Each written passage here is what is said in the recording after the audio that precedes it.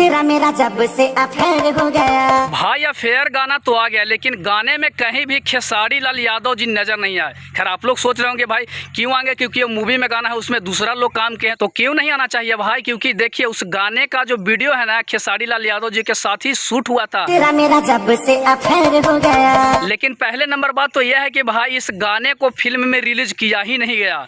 ये जो गाना है भाई यूट्यूब पे डायरेक्टली रिलीज किया गया है।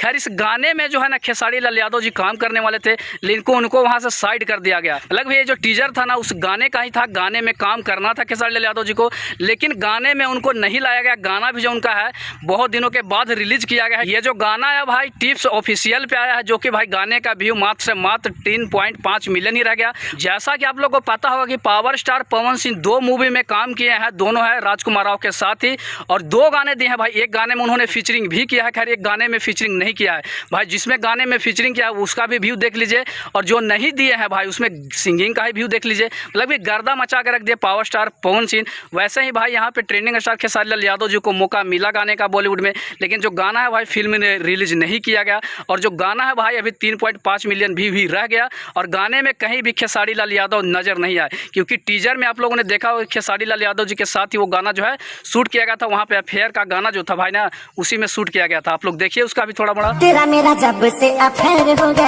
खैर ये हमें थोड़ा मोड़ा गलत लगा, क्योंकि भाई खेसारी लाल यादव जी के गाने को आपने फिल्म में रिलीज नहीं किया।